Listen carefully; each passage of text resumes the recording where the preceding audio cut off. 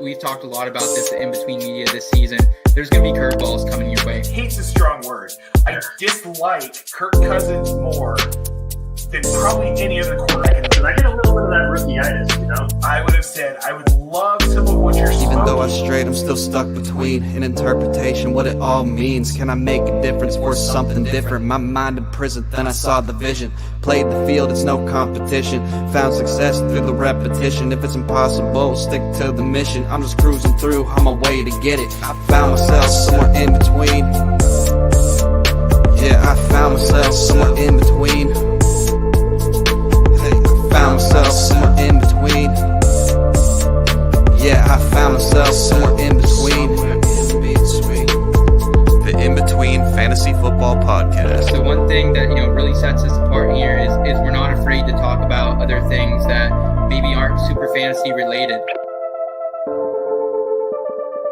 Do what you can to become a better person, to become a better human.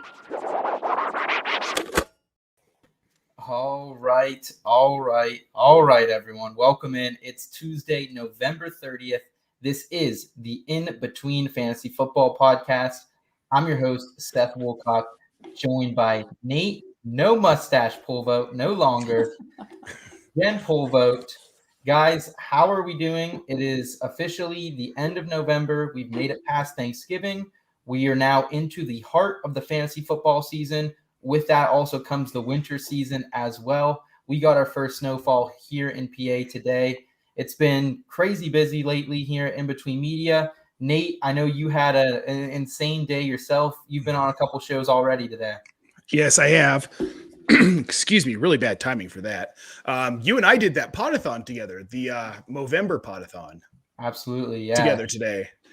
Yeah, we were on right after Marcus Grant and Michael Florio, which was pretty cool to get to be in a studio with them waiting to go on. So yeah, it was definitely a pretty surreal experience. And, hats off to the football guys, Dave Kluge, Sven from Rum Boys, and just the entire production there. It was a lot of great people coming together to talk about mental health and breaking the stigma. I heard a lot of different perspectives today from women, from people who have suffered from eating disorders, just a lot of great stories that do not get the attention they deserve. So it was a very powerful thing. And I think we're seeing what I've wanted to see in the fantasy football industry since I came into it. And that's change. Like these issues that need to be talked about are coming to the forefront now. Yeah, absolutely. And I hope they stay there. I hope this isn't just a moment in time where we're talking about it and it goes away like tends to happen with some things. So the more we bang the drum, the better. And we did that today and it was a great time and I'm glad we did it. And I'm glad Jen lets me do all of this. Jen, it was probably a pretty hectic day for you as well, dealing with everything. You helped edit Nate's column that just came out earlier today. You're chasing around a young adult, or I don't know.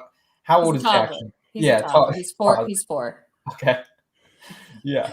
Yeah. No, it was a crazy busy day, chauffeuring him around and getting him from place to place, getting both of these guys haircuts and shows and making sure the child has food and all that stuff. So, and getting ready to go to Mexico in a couple days. So, yeah. Mm-hmm. Here we go. Crazy. You guys love being busy. We've been super busy here at In Between Media as well. Over the weekend, we dropped our 2021 Between the Holiday Tips. Everyone here in Between Media, as well as a total of 28 fantasy football analysts and community members, came together for this column. This is our second year doing this, and it was great tips. Whether you're into fantasy football redraft or dynasty fantasy football, DFS, monkey knife fight, or whether you just want some holiday lifestyle tips. Like there's so much great information in there, great advice overall. I had a blast, putting it all together, and I'm really happy with the finished product, guys. Yeah, it was a great column. Yeah, it's awesome. Really, really good tips in there all around. And looking forward to the holiday show. Yeah, that's going to be a blast.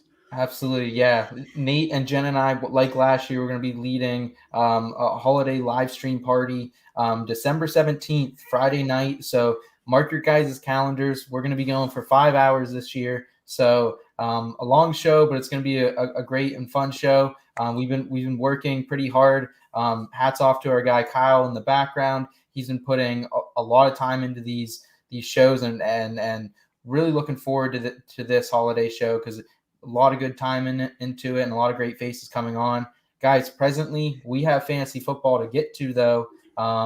It has been a little dicey over this last week, and we're going to break it all down in Front and Center, our newest segment here on In Between Media. Front and Center is once again presented by our friends at Monkey Knife Fight.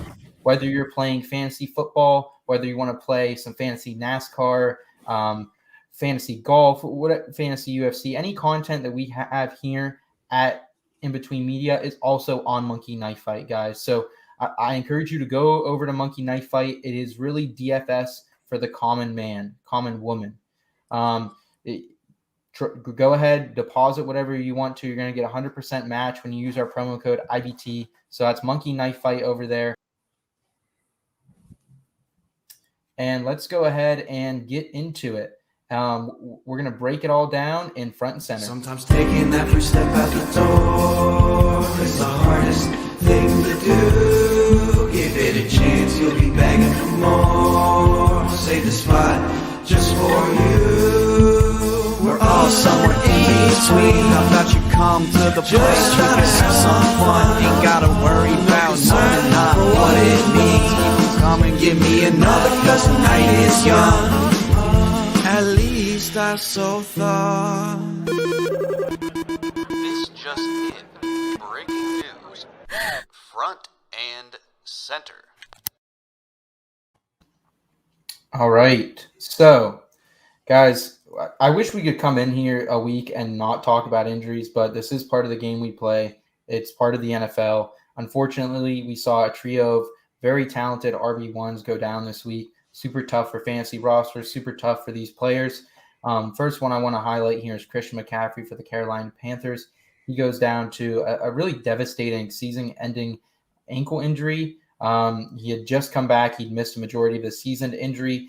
And, he put out a post on Instagram. I don't know if you guys caught that at all, but really just saying how much he loves this game, how he's been doing nothing but rehabbing this entire year. He's, put off friends and family and other interests just to make it back on the football field. So as devastating as this is an injury to our fantasy teams, it's more devastating to the man himself, who it really seems like a great person. I've always rooted for McCaffrey since he's been back in Stanford. So tough loss, guys.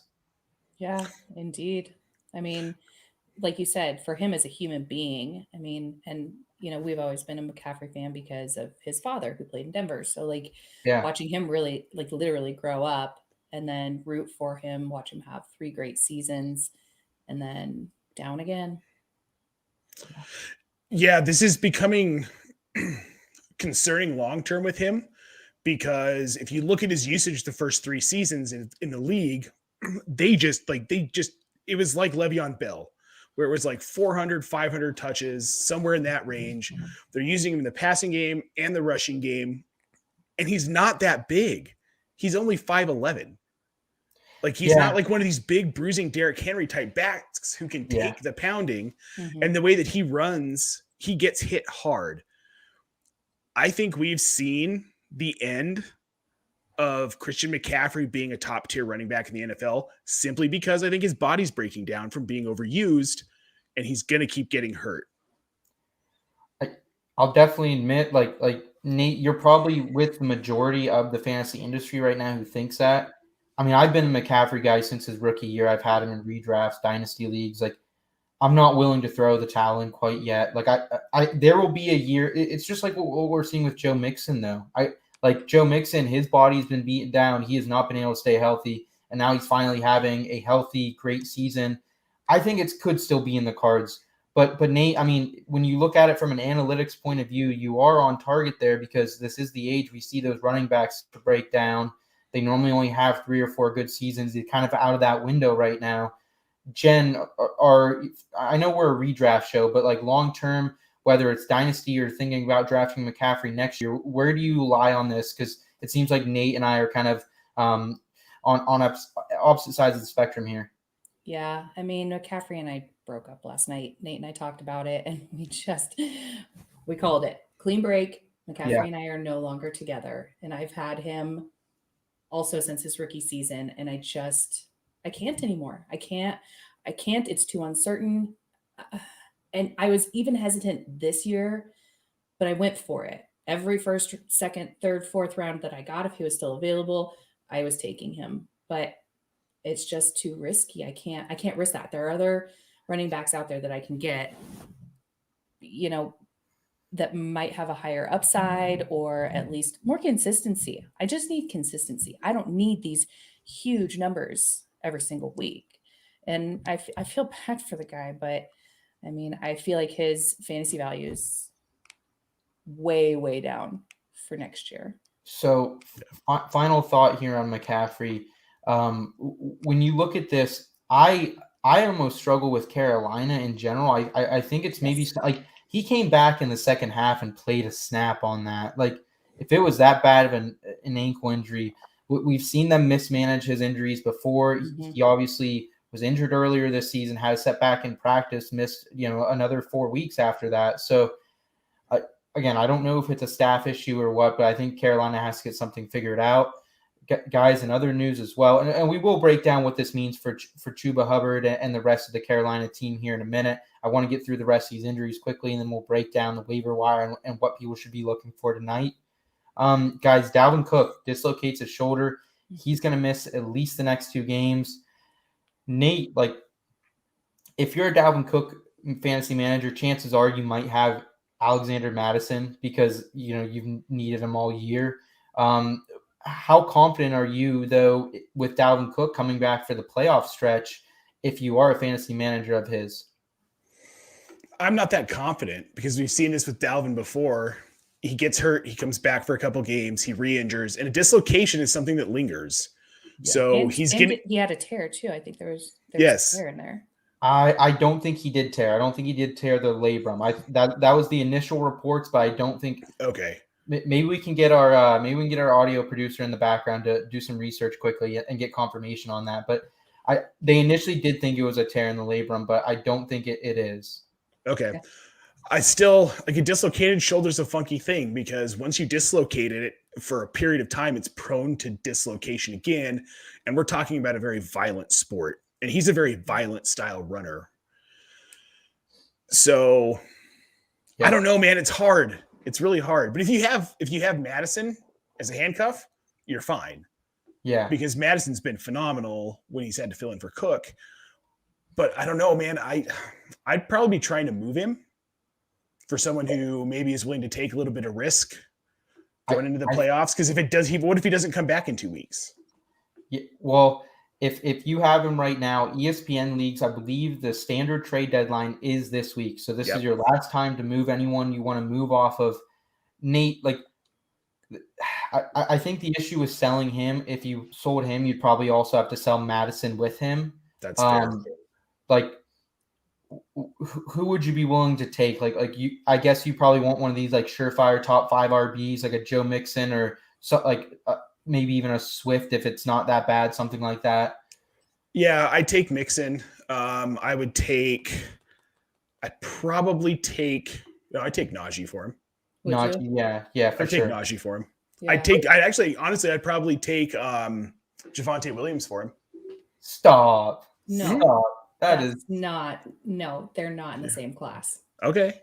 Nate, if you want to do that, then fine. But if you really truly don't believe that Dalvin Cook is going to play or be effective, and you can get Javonte Williams production, and Denver's starting to get rolling, and it's because they're running the ball better. I don't want to share backfield. They're spiking. All right, fair enough. Fair enough. Okay, Jen. The other injury here this week is Deandre Swift. Suffers a shoulder sprain early in the game on Thanksgiving. He's unlikely to play Sunday versus Minnesota. The timetable exactly, we don't know because Dan Campbell you guys need to read some of these quotes from Dan Campbell about it. Like they are like literally, he is exactly who he portrays to be.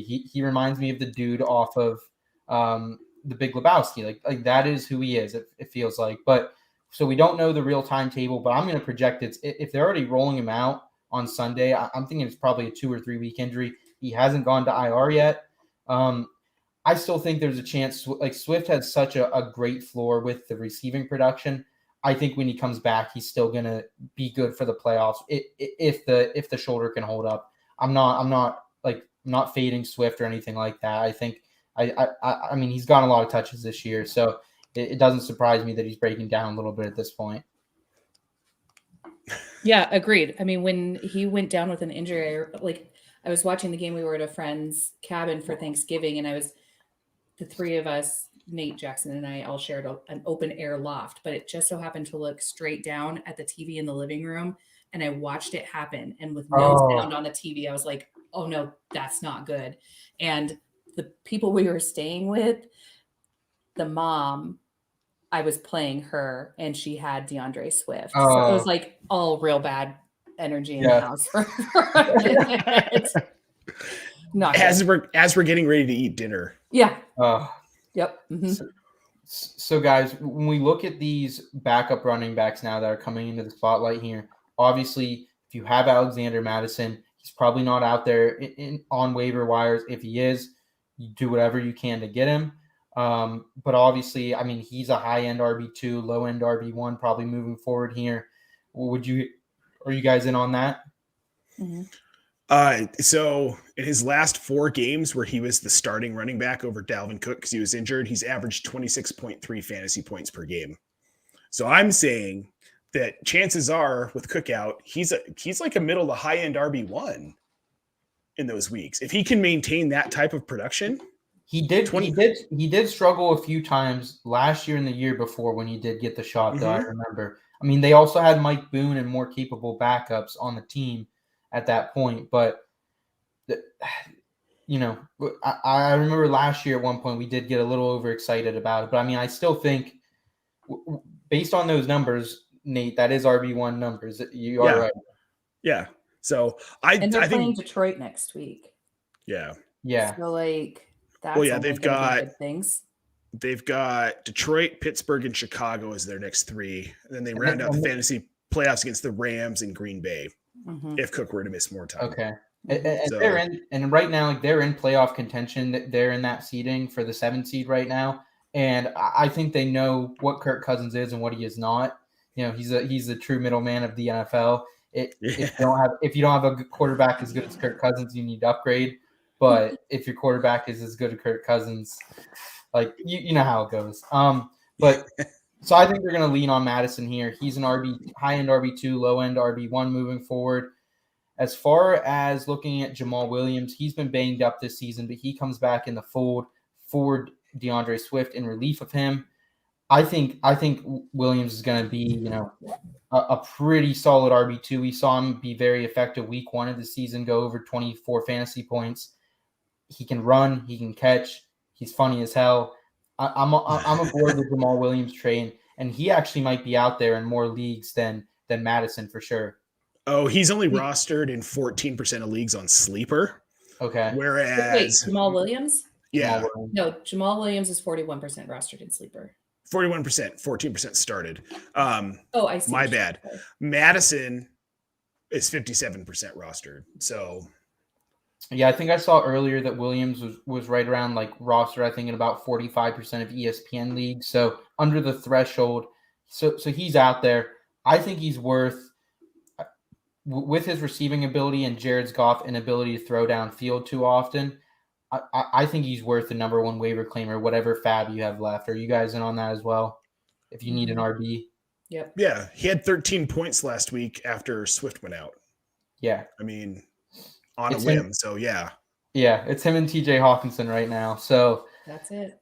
Another handcuff that emerges out of this pitfall of injury running backs is Chuba Hubbard. We saw him earlier this season. He was hit or miss at times. He was effective when called upon. Other times he was not. Nate, I know you kind of broke this down pretty well in your waiver wire column earlier today. What are your thoughts on Hubbard moving forward? And should we be spending any sort of priority or fab on him or Amir Abdullah? No, definitely not. after McCaffrey went down, this was kind of the breakdown of the running game. Safety Sean Chandler got a carry for 15 yards. Right. Abdullah and Hubbard had a total of 4 combined carries, 2 apiece, for 10 yards. They abandoned the run. And what that tells me is that Matt Rule and Joe Brady don't want to put that on Hubbard yet because he's a rookie and he's not developed enough. They've seen what they needed to see. They know that he's not ready for it. The season's pretty much lost for Carolina. Like, they're not making the playoffs at this point. I have to disagree because They're in had 4 really good weeks. Sure. Filling in. But I don't think he should be discounted yet. Okay. Well, then definitely discount Amir Abdullah. Yes. For sure. The matchups are bad and there's a bye. So you're not going to have confidence starting him. Like that. I think that's where Nate goes. Like, but there is a chance that we're looking back, 6 weeks from now saying that Hubbard was a league winner. Like, there is that chance. I think it's a small percentage. And I think, but I mean, Jen, to your credit, I think you're right on that. Like, there's definitely, but I think I do lean with Nate on the fact that I'm not going out and spending a ton on them, but they need to be rostered, especially Hubbard. I don't think Abdullah does. Yeah, definitely not Abdullah. And the talent's there for Hubbard, and that's not the issue. And I think he'll be fine. I just don't know that they're going to use him, especially with Cam Newton. Because if they really want to get Cam Newton involved in that offense, they're going to have to he's going to have to run the ball more because he's just not he's still a deep threat, but he made a lot of mistakes in the short passing game, which was weird to see. So the short game's going to be him running the ball. And it's probably not going to be Abdullah. Maybe Hubbard a little bit more than Abdullah, but. Well, and just think about what Damian Harris and all these New England running backs were the last year. They're great running backs, but when they get inside the 20, you're getting a QB powered to the right or left. You know what I mean? Maybe an option play if you're lucky, but other than Christian McCaffrey, they've never had much loyalty to any running back inside the 20, especially when Cam Newton's in town. So I don't see that changing a lot. Nate, I think you hit that dead on in your column. I saw that as your mild prediction. I agreed with you. But, there is some promise there. So I think all these guys need to be picked up. You're probably RB needy like most of my teams are all of a sudden. So, guys, you may not be RB needy if you have this one running back who absolutely showed out in Week 12. Let's give it up for our guy, Leonard Fournette, playoff Lenny and the Bucks, baby. Lenny and the Bucks. Just like Lenny and the Jets, man, he took off this last week. 4 TDs for him, 17 carries, 100 rushing yards, 3 rushing touchdowns. And he carries, he continues to put the team on his back when it comes to targets and receptions. 8 targets, 7 receptions, only 31 yards, but another score. Guys, I mean, Nate, we were talking about this earlier on the Movember Podathon, and it was everyone who even came before us and after us. They're saying their biggest hits and misses of the year were either going too high on Ronald Jones or just not having enough Lenny Fournette. I'm happy. I have a lot of Leonard Fournette everywhere. Me too. I know Jen has. Yeah, Jen. Okay. Side note, really quick. Side story. We were at the fantasy football conference, and I remember this moment. Yes, and Jen was coming out to get water or something. Jen, you were just dying of thirst. It was, one of those things. And I was like, Jen, is Leonard, it was pretty late in your guys' draft, maybe 7th, 8th round. I was like, Jen, is Leonard Fournette on the board? And she's like, yeah. I was like, dude, take him. And I was expecting her to take him, and you took him, man. I took him. I snatched him up. And then in the rest of my drafts, I was like, I'm just leaning on Seth's gut, Seth's intuition, and I'm doing it. I'm picking up Fournette when I can. And I did. And in every single league, obviously, he's been a bomb. And every single time I hear Lenny, Uncle Lenny, Fournette, Tampa Bay, I'm like, oh, Seth. It's been a lot. So you've been heavy on my mind. I appreciate it. And in my heart. And I don't want to victory lap because we still have a lot left in the season. We'll see how he finishes up. But it's definitely funny, being on that stream earlier today, and everyone, it was definitely something as an industry. No one really liked Leonard Fournette this season. So I'm glad some of our in-between media, hopefully some of our listeners capitalize, and our readers as well, draft guide buyers, everyone like that capitalized on Leonard Fournette. But guys, the one downside to Leonard Fournette's 4 TD game is, he vaults himself well into the RB1 category, RB5 on the season. But now Chris Godwin, Mike Evans, they both have a down game, less than 5 PPR points for the two of them. Where are we at right now? Like, is this just something you kind of have to like throw? Because I feel like you just have to throw them in and see what happens. Like, they're all going to have bad games at some point. Oh, 100%. Yeah. I mean, this is a Tom Brady offense, Mm-hmm. and it's streaky. It's always tough for fantasy because you have guys like Chris Godwin and Mike Evans, who are talented, and he didn't forget about them, but the game plan just worked in favor of Leonard Fournette and the short passing game this week. They have coming up Atlanta, Buffalo, and New Orleans. Yeah. I'm not that worried about it. I mean, no, I think they're all going to be fine. I mean, Buffalo and New Orleans have really good run defenses, and Lenny's still going to eat, and he's still going to be a like 10 to 15 to 20 point PPR fantasy score for you in these weeks. Especially with as tired as Brady has looked, Mhm. like he's going to rely on running. I mean, obviously he made a million connections with Gronk, but I mean, he's getting more and more tired, y'all. I hate to say it, but the goat's He's 44. Like, what do you expect? This is right. The NFL I'm is 39 and I'm haul. exhausted. Like, I can't. Yeah, we did imagine. not play football today. I'm 23 and I am beat. We're tired all every day. exhausted. Yeah, no, but I definitely agree with you here, guys. Like, I think Brady is getting a little tired, but at the end of the day, these are high end, still wide receiver ones from Chris Godwin and Mike Evans, still the lower tier. Mm-hmm. They're going to have bad games. AB's coming back, so it might shake things up a little bit more. And then Gronk's back in the mix, too. It was good to see him get more involved, go over 100 yards this past week. But, I mean, this is what the Buccaneers offense is. I don't think there's any new analysis to this. We knew all along that this was going to be 1 week. There's going to be one or two bad players from this offense, but the other ones are going to be great. So, play your Buccaneers. One thing to keep in mind, it's just a pattern I've seen from Gronk is he explodes, then he has nothing. Then he explodes, then he has nothing. So just a word to the wise, that's how I view Gronk. And I have him, and I will, if I don't have any other options, I will put him in. But if I have even a mediocre option, I will play that guy over Gronk. Just my until thing. we get closer to the playoffs. Yeah. Fair enough. Yeah. Just the next couple weeks. Yep. Keep an eye on it. My last take on Leonard Fournette, guys, he has the same amount of receptions right now as Austin Eckler, one behind Naji Harris. Like, this is insane. I'm sorry. I just saw that today. Like, I always like to look at his receptions, like, go up. I'm like, wow, that's awesome. That is awesome. But yes, I'm happy we were able to capitalize there, Jen. Guys, keep rolling out your Buccaneers. Good luck on the waiver wire. Go after these RBs. We're going to go ahead and get into our next segment. Would you rather? We're going to bring that segment back, and it is presented by our friends over at Underdog Fantasy. Yeah, guys, Underdog Fantasy is awesome. I'm hoping a lot of you have played it because we talk about it every week. They have weekly contests with 6, 4, and 2 team drafts. They're really quick, 30-second picks. You're in, you're out. They're cheap. They've got their Pick'em, where we have, not only do you have over-under, but we've got the rival contests. It's an amazing platform. It's so much fun. We talk about it on the DFS tailgate on Sunday morning. So if you're curious to learn a little bit more about that, tune in. We've got you covered. If you've never played before, make sure you sign up with the code IBT.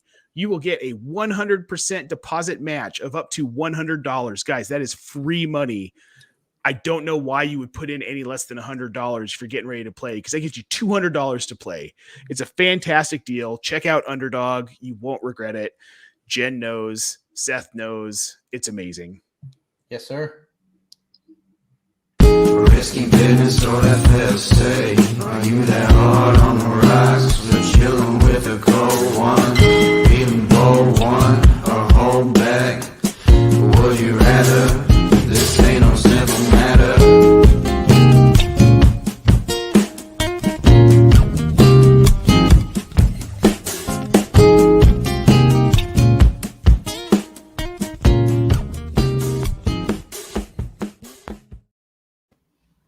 All right. Would you rather? You guys know the game. I'm going to give Jen and Nate 2 to 3 options of would you rather do X or Y, some fantasy related, some lifestyle related. Guys, let's get into it. A couple weeks ago, we're sitting here talking about, is it going to be Adrian Peterson? Is it going to be Jerry McNichols, who fills in for the absence of Derrick Henry? Turns out we were all wrong. Dontrell Hilliard or Dante Foreman. And right now, guys, it was an explosive week for Hilliard. He had 51% of the snaps, 12 carries for 131 yards and 1 touchdown, added a pair of receptions as well. And Foreman looked good too. 19 carries, 109 yards. Didn't get in the end zone like we saw Hilliard, but overall, good performance from the Titans running backs. They definitely, I think they're going to lean on these two guys moving forward. No A.J. Brown. He's on IR. I talked a little bit about that on Sunday brunch. No Julio Jones, of course. No Derrick Henry. How much do you guys like these Tennessee Titans running backs, and who would you rather have rest of season? I love both of them. I lean a little bit more towards Hilliard. It just seems to be that he's a little bit more explosive. But you cannot go wrong with either one of them, I don't think, as fill-ins. They both were explosive. So I promise you, we did not talk about this before the show. No, but I've written about these guys, so I know. But you just said everything I was gonna say, literally almost word for word. It's as if we discussed these things, but we didn't this time. We really seriously didn't this time. That's what I'm saying. Yeah, Hilliard was a little bit more explosive. I like his usage in the passing game, but Foreman gets a little bit of that as well. Hilliard just seems to get a little bit more of it. He's a little bit more electric after the catch than Foreman. So I think that's a little bit upside over Foreman, but otherwise, I mean, they're kind of similar. The injury history with Foreman does concern me a little because it was an Achilles, and we see where that ends up, but he's been really good. Yes. He just changed his number a couple weeks ago. I think now he's number 7, possibly. 7. Not 9. No, he's 7.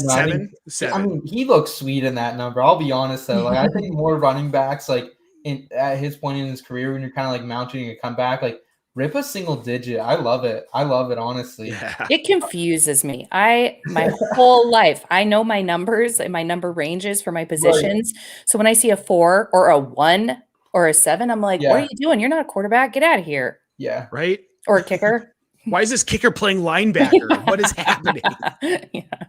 I think I'm with you guys. If I'm looking for a little more upside, it's probably Hilliard. I think Foreman, with the amount of carries he's seen, may have a little bit higher of a floor, but that's yet to be seen. But they're both really solid. I think low end RB2 or flex plays moving forward here. I'm sad I don't have more of them. I had a lot of Adrian Peterson, so I was on the wrong side of that one. Yeah, right. Aren't we all? Both. Yeah. So next question here for you guys. Would you rather? So would you rather, winter is here, would you rather live in a ski town year round or live in one of those towns that has a Hallmark-esque downtown? You know what I'm talking about, Christmas lights and all the fixtures of a Hallmark film. Jen, you guys are from Colorado. I know Nate doesn't ski, but would you like to live in a ski town or Hallmark movie downtown? Honestly, both are pretty magical. I'm going to choose the Hallmark though, because I mean, how can you not? Perfectly decorated puts you in the holiday spirit. Yeah. And ski towns come with ski bumps. So you've got to take the good with the bad when you live in a ski town, and lots of traffic and tourists. And I mean, we're going Hallmark all the way. I'm taking ski town. Gross. What? Why? You can't do Christmas all year. You could if you lived there. Everyone's happy all the time. Okay, Haven't that's you a fair seen point. the movies? I mean, yes. Yeah. That's part of why I said no. No, ski towns are. No. I mean, all right. I mean, I guess I want to be with Jen. And are we wherever Jen goes. Oh, you're cute. Oh. I mean, think about, are you talking about A Basin or are we talking about Vail? Because Vail will decorate during the Christmas season. So I guess I'm thinking Vale and Aspen. That's what I'm thinking. Vale. Have you or been Aspen. to Vale and Aspen? Yes. You have.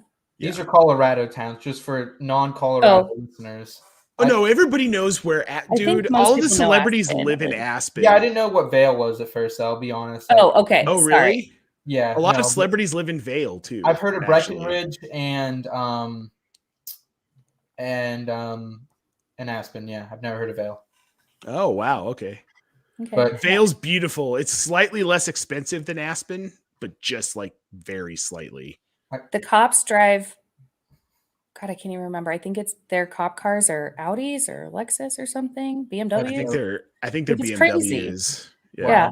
First cop car I saw in Vale, I was like, "Excuse me, A BMW. what is this?"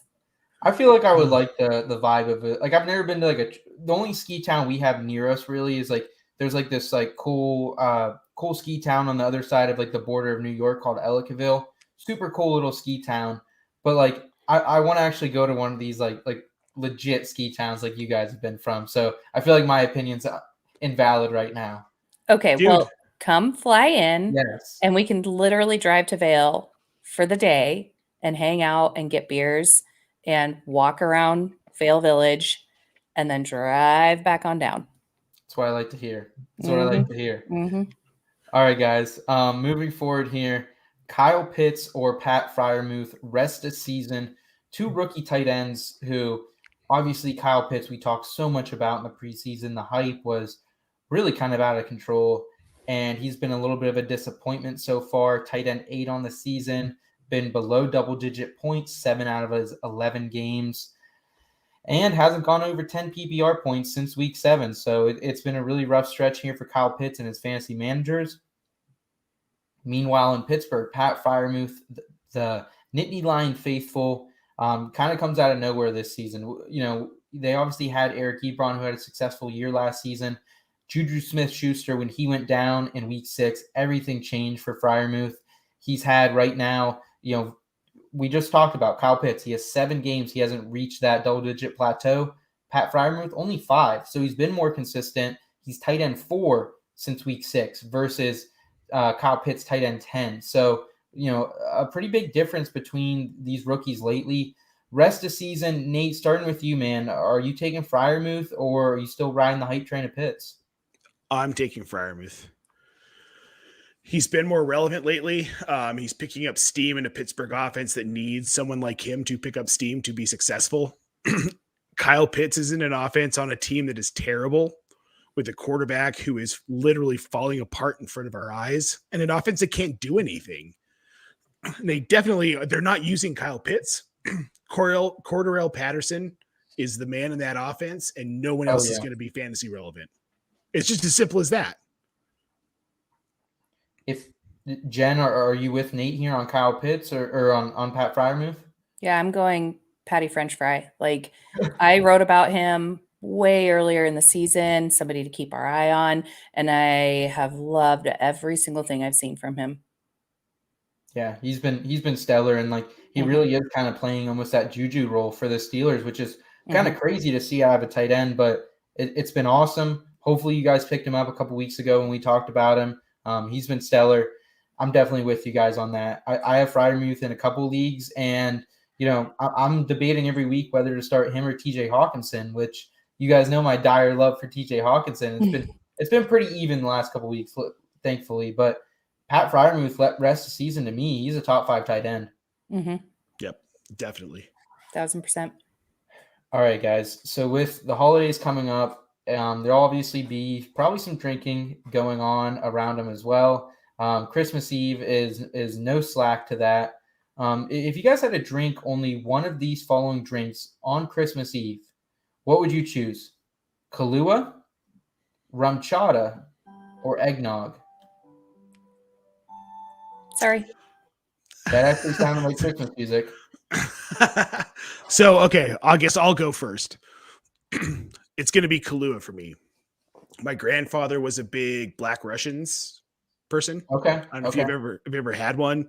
It's Kahlua, vodka, and a splash of like Coke or Pepsi. Oh, really? Yeah, they're really good. That's it interesting. is. They're really good. And I have one every year on his birthday since he passed away. And Isn't that tomorrow? Aren't we?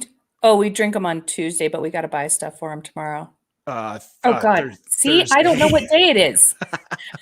Yeah, his birthday is December 2nd. Yeah, so we've got to buy stuff tomorrow to drink on whenever the second. I have one, but like it's a December drink for me. And then Kahlua is just good all around. I've never had Rumchata, and I can't stand eggnog. So it's Kahlua for me as well for different reasons, because I think it's more of like a sipper drink. You can kind of easily sip it all night long, and it's not as heavy as eggnog. I love eggnog. One glass per year is good for me, and then I'm done. And then, like Nate, I've never had Rumchata. I don't even know what it is. I've heard of it, but I've never had it. It's kind of similar to Kahlua. I think it's a little more higher in alcohol percentage. Oh, then I choose that. Okay. Well, I don't have verification on that, but I was looking up the differences actually earlier when I was formatting this question. So we'll get some clarification on that. But yeah, I definitely I don't drink a lot of Kahlua, but it's kind of cool. Like I actually can remember a time, another funny story. We were back in college, and I remember we were kind of like jumping from our friend's house back to my girlfriend's house, and then we were maybe going to the bar later on that night. But we were kind of just looking for something to take a shot of in the meantime, and all Katie had in her house was Kahlua. So we're all like just taking shots of Kahlua, and it was fun though. You know what I mean? Like it's a harmless drink. But yeah, I definitely agree. I've never actually had eggnog though, so I am interested to try that at some point. You've never had eggnog? End the show, go get eggnog, and then come back and we'll resume. Well, yeah. What even like I know it's like a milky drink. I know it's like a milk drink, but like what alcohol is in it? I mean, you can add, I think typically it's a rum. Okay. Does that sound right to everybody else? No, but I don't know. I just know it comes in a gigantic punch bowl and it's sprinkled with nutmeg, and you dip it in and you drink it, and it's delicious. All right, hold on. I'm looking this up. Kyle in the back end, can you help? Yeah. We'll get Kyle in the back end to look that up. Definitely looking forward to trying some eggnog at some point. I just have not got over there. Until now, I'll keep sipping my Kahlua with my hot cocoa. Of course, Kyle in the back end, he's never had eggnog before either. Guys, moving forward here, we'll see if we can get some clarification what alcohol actually goes in. Nate, you got it? I got you. Okay, so eggnog is traditional recipe: 2 eggs, a 1/4 cup of sugar, 1.5 cups of whole milk, a 1/2 cup of heavy cream, and a 1/2 cup of rum, bourbon, or brandy, garnished with grated nutmeg. My second guess was going to be bourbon. Mine that would too. be because those two you can kind of interchange based on flavor, preferred flavor. Interesting. Yeah. So there you go, folks. Eggnog lesson. Eggnog recipe. That will be in my next column.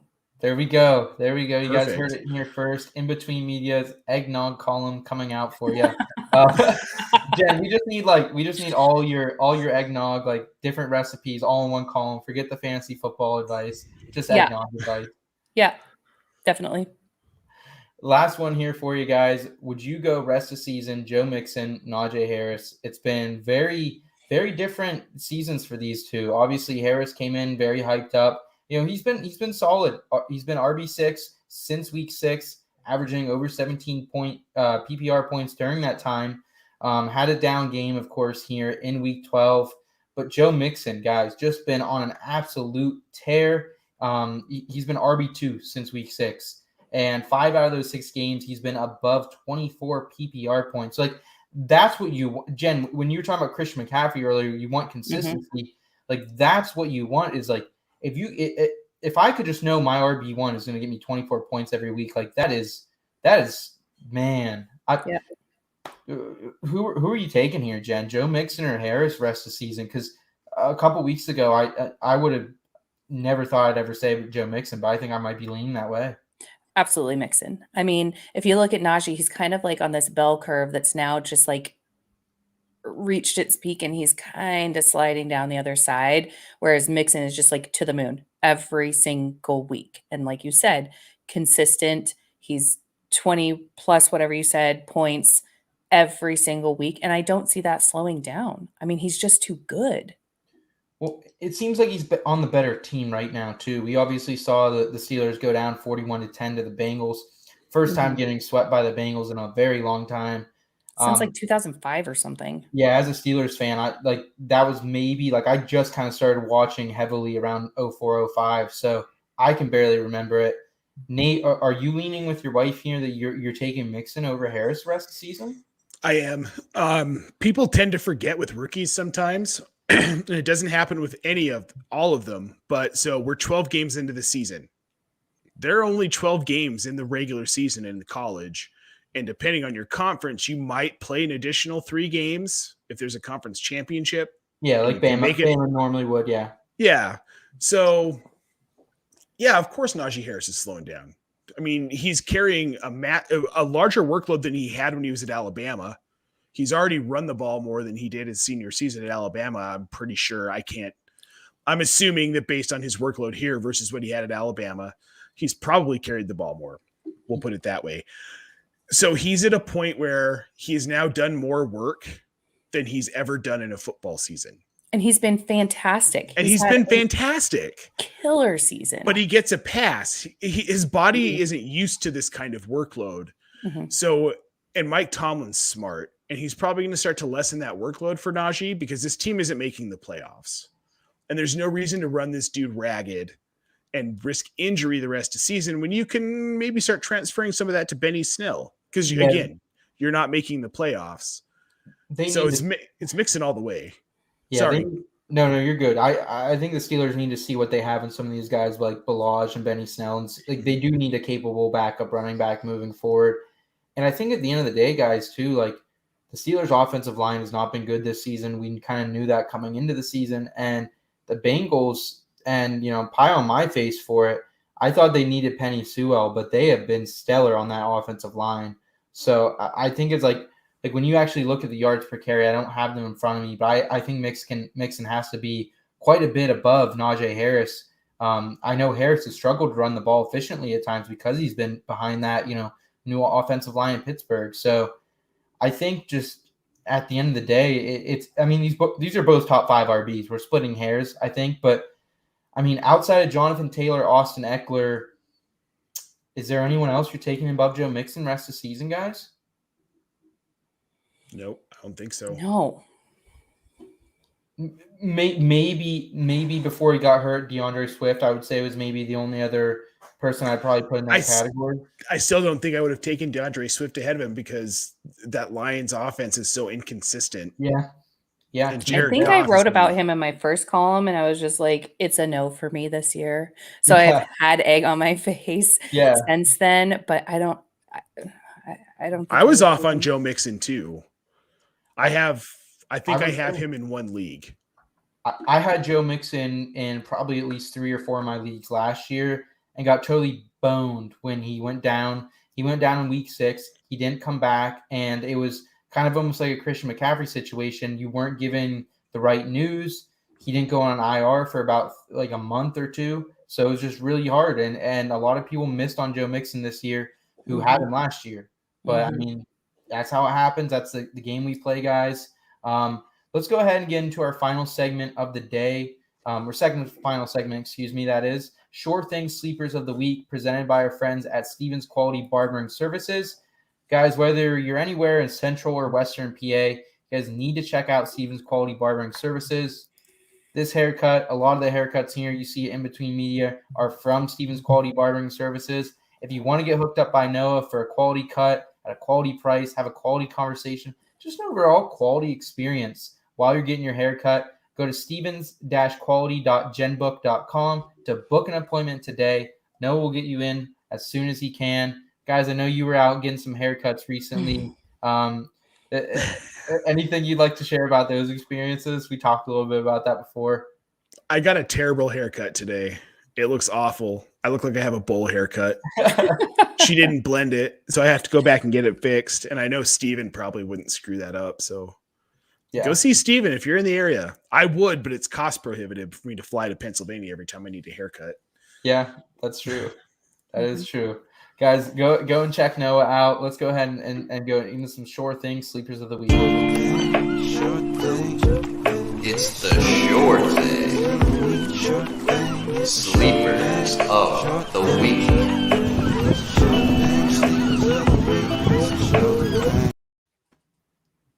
All right, you guys know sure things, sleepers of the week by now. These are players either out there on the waiver wire or tucked somewhere deep into your bench that we have some confidence heading into this week. This is week 13. It's a very critical week in the fantasy football landscape. Only 2 weeks away until playoffs. These games matter more than ever. Jen, who is your sure thing sleeper of the week this week? I mean, we already talked about him tonight. We're talking about him again. Jamal Williams.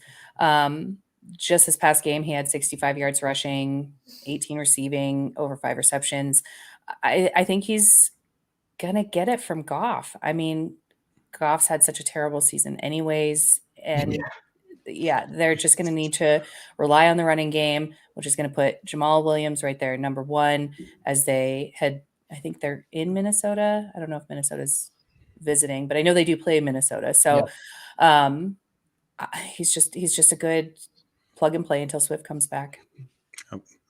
Absolutely. I'd say like a solid RB2 at the lowest. He should be in lineups. Yep. He's talented. He is. You should probably already have him rostered if you don't.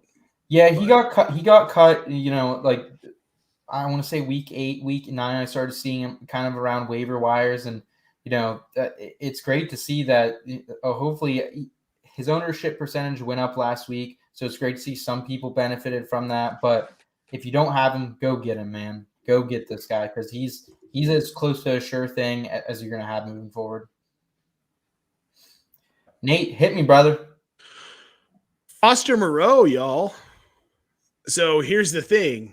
Darren Waller is week to week, and he's probably not playing next week. In relief. So frustrating. I can't. It is.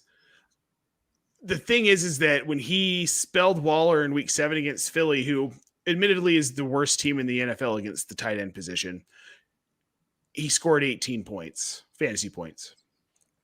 So now against the Washington football team, who's better-ish than Philly against the tight end, but there's no Henry Ruggs this week.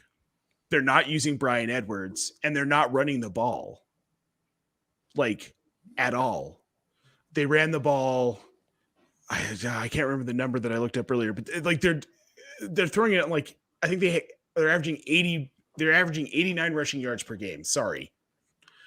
God, You're good. stuck. You're good. I had all these What's stats going on? spinning in my head. So they're averaging under 90 rushing yards per game. So they're just not running the ball because Josh Jacobs and Kenyon Drake, as I said at the beginning of the season, are inefficient running backs. And I didn't roster either of them in any league that I'm in. So now we've got Bryan Edwards, Foster Moreau, and Hunter Renfrow in that offense. Moreau has 3 touchdowns this season, and only one of them was when Darren Waller was out.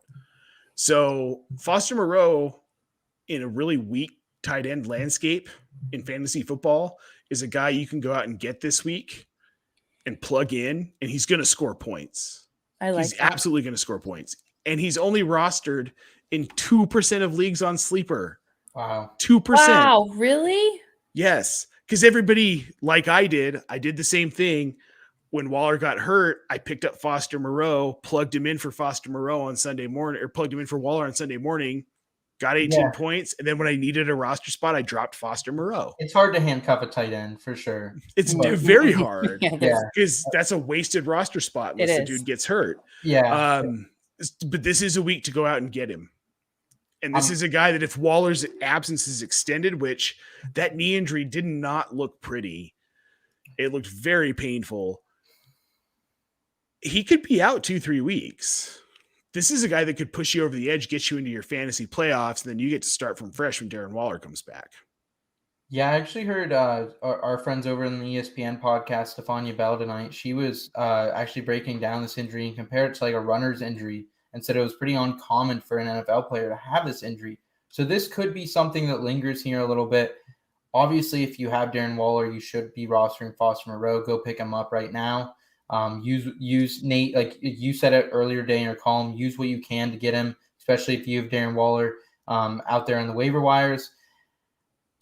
I like Foster Moreau. I've always thought he was a talented player. He was brought in by the John Gruden regime. His rookie year, he had 5 TDs. Like, he was borderline fantasy relevant at times, and that was during Darren Waller's breakout year too. So Foster Moreau is talented. Whenever he's gotten the shot, he has stepped into it.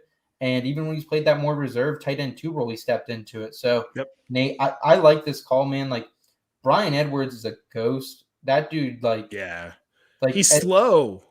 He's just point, slow. He doesn't run good routes. Yeah, I think at this point, like, Hunter Renfrow is the number 1 target for this team, and number 2 at this point is probably Foster Moreau stepping into that. I like that call. Well, thanks. I'm going to keep it here with tight ends, guys, because, you know, it is a struggle out there at the position as always. I'm going to talk about Logan Thomas, Washington football team. And actually, Joey Wright, our guy, he kind of called this in our tips column over the weekend. He said, look out for Logan Thomas for the rest of the season. I think that starts here in week 13. In his return, I mean, been a brutal season for Logan Thomas. He got that contract extension, and then he's been out most of the season with an injury. Comes back, 6 targets here in his return. Played 79% of snaps as well. Only got 3 receptions for 31 yards. But I think at the end of the day, like, Heineke looked as comfortable as he's looked all season. I think Logan Thomas plays into that. And they're going up against a very meaningful game against Las Vegas. And Las Vegas has been atrocious against the tight end position over the last month. Led over 4 TDs, 18.5 PPR points per game on average. And this is against players like CJ Uzama and Dalton Schultz. Like, I think Travis Kelce's in that as well. But, you know, definitely tight ends that make it seem like Logan Thomas can exploit them. He's the number 2 passing option in this offense, especially with J.D. McKissic now gone as well. Yep. Yeah, I agree. And I mean, it's not that Logan Thomas wasn't trying. It's that Seattle's defense was all over him. And there were a couple of dropped catches that it was like, man, look a little rough first time, yeah. But I love this call. Yeah, I mean, if you look at what he did when he was healthy, first 3 games of the season, he had 12 points against the Chargers, he had 9 points against the Giants, but then he had 11 points against Buffalo before he got hurt. Right. And that was on 4 catches. And they got him a touchdown, and he fumbled in that game, and he still had 11.2 points. Right. So, yeah, this is a great call. Yep. I love it, guys. Logan Thomas, Foster Moreau, Jamal Williams, fire them up if you guys have them this week. You can have some confidence. There are sure things here in week 12 or week 13. Sorry, guys. Season flying by. Let's go ahead and round it out with some weekly advice.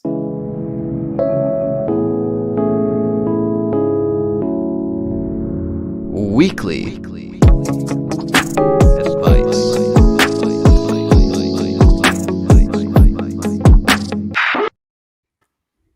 All right, weekly advice, our way of spinning feel-good lifestyle advice with our fantasy sports advice.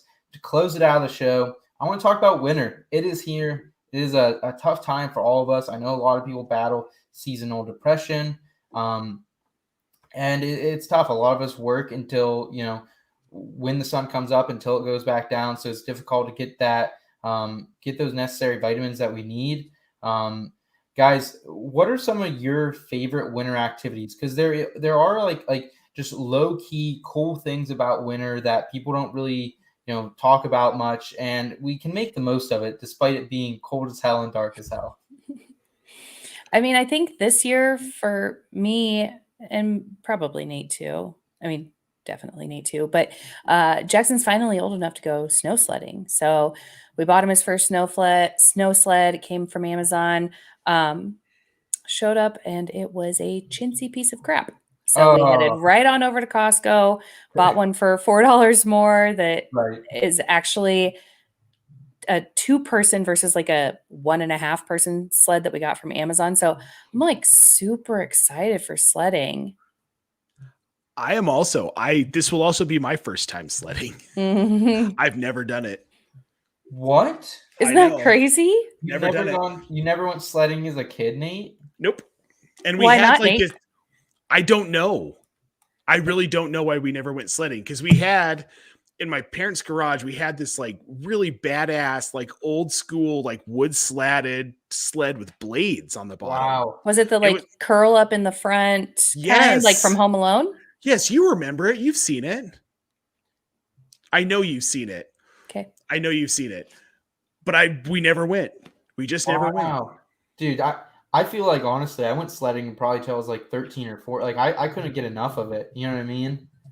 That's I why I'm don't so know. excited to take Jackson, because there was a cutoff time, like trick or treating, where you just like age out of it and you just don't do it anymore. And now it's like all cyclical, going trick or treating for the first time in however many years, and now going snow sledding for the first time in however many years. Like it's going to be so fun. We aged back into the fun We stuff. aged back in. Yeah. That's awesome.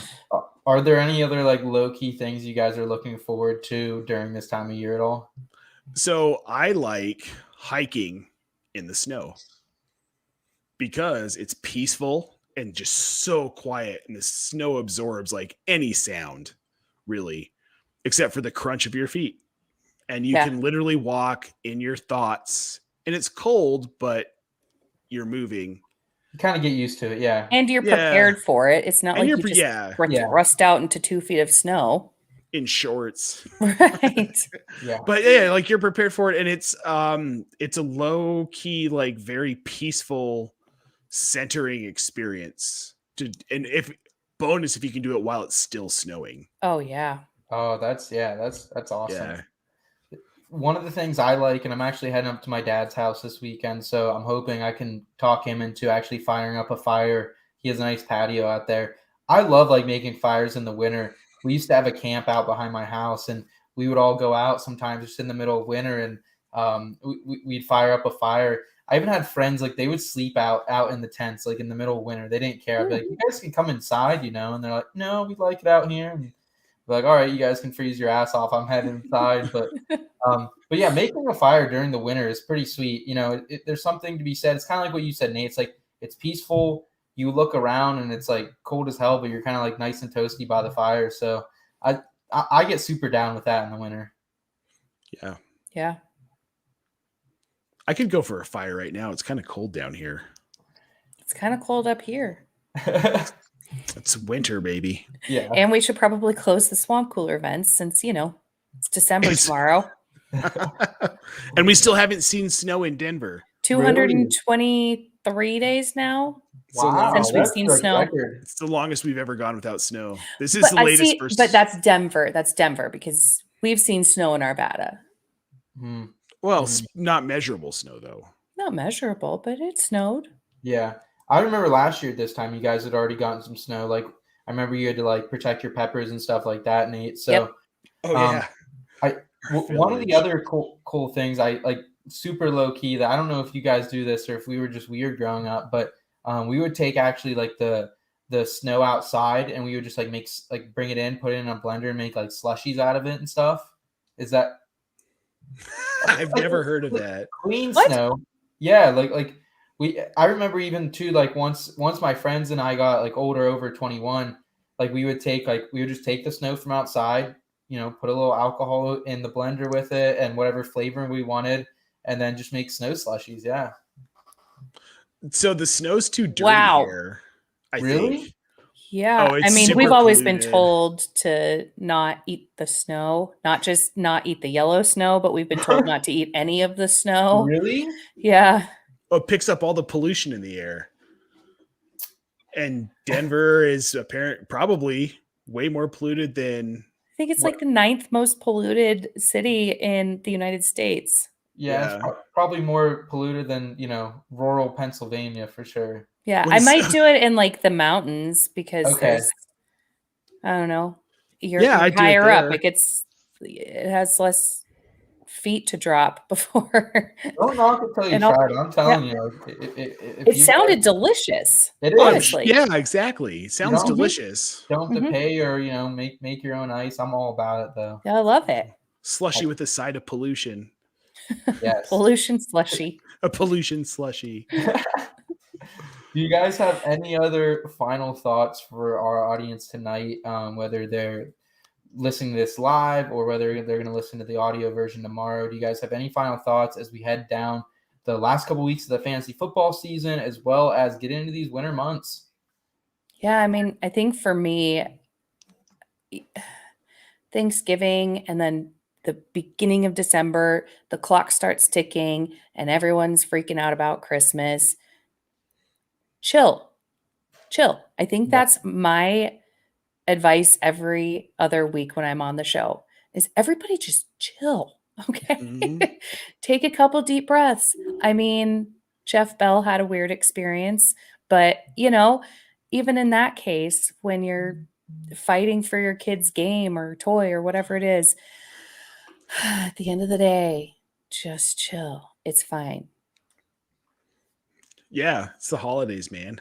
The holidays are crazy. You know it. You can't change that. You cannot change that. Yeah.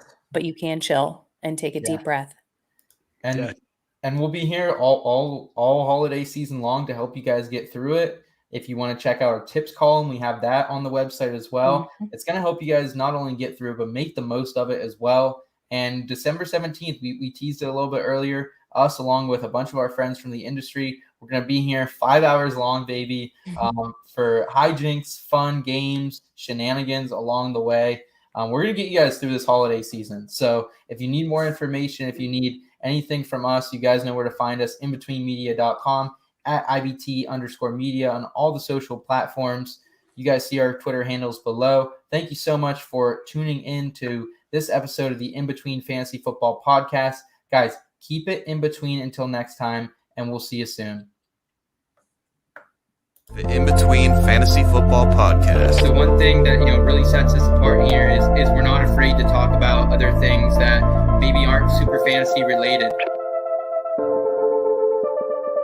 Do what you can to become a better person, to become a better human.